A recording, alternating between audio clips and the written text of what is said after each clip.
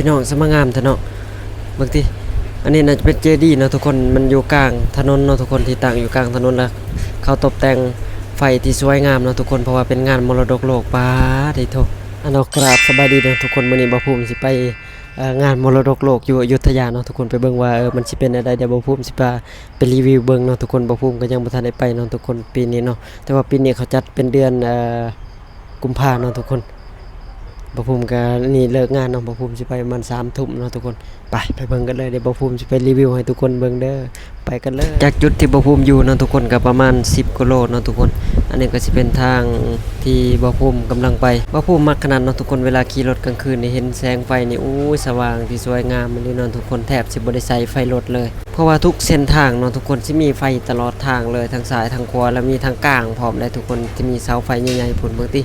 เส้นทางนี้เนาะทุกคนโอ้เสาไฟกลางหลายต้นขนาดเนาะทุกคนพอได้มาฮอดไกลสิฮอดเนาะทุกคนก็ได้เห็นแบบไฟเขาตกแต่งตามต้นไม้เนาะทุกคนที่สวยงามหลายบ่ภูมิว่าโอ้เขาประดับประดาในสวยงามเลยเนาะทุกคนเบิ่งที่ต้นไม้นี่เนาะทุกคนโอ้ยบ่ภูมินี่ขี่รถช้าๆเลยเนาะทุกคนแบบชมวิวไปนำชมความสวยงามไปเลย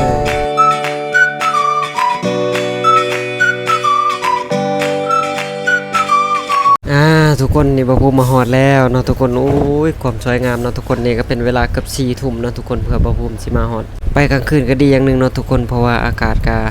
บ่ได้ร้อนเนาะทุกคนแต่ว่าคนก็ยังหลายอยู่เด้อทุกคนพอบ่ภูมิเข้ามาข้างในบางทีคนก็ยังได้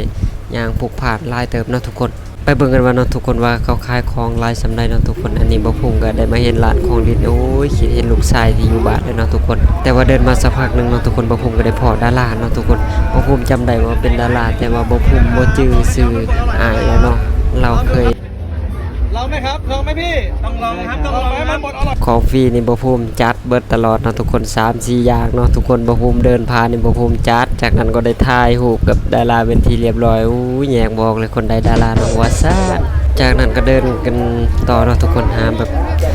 งอู้ทรงเสื้อผ้าของเล่นของใส่ยังมีครบหมดทุกอย่างราคาก็บ่แพงพร้อมเด้ทุกคนราคาประมาณ 40-50 บาทในอิ่มทองอู้ได้เห็นของโปรดเนาะทุกคนเห็นหลายอย่างเนาะแต่ว่ามันแพงไปเนาะทุกคนเก็บเงินย่างหยุดปวดขาเนาะทุกคนก็ได้เห็นวิวงามๆเนาะทุกคนน่าจะเป็นแบบวัดเก่าแก่เนาะทุกคนที่ขึ้นชื่อว่าเป็นมรดกโลกเนาะทุกคนอันนี้แหละที่แบบอู้สวยงามแต่ว่าบ่ภูมิมากลางคืนเขาเลยบ่ได้ให้เข้าเนาะทุกคนมรดกโลกอยุธยาเนาะทุกคนจัดขึ้น10 วันเต็มๆเลยเด้อทุกคนจากวันที่13ถึงวันที่22เดี๋ยว EP หน้าบ่ภูมิมารีวิวใหม่เด้อ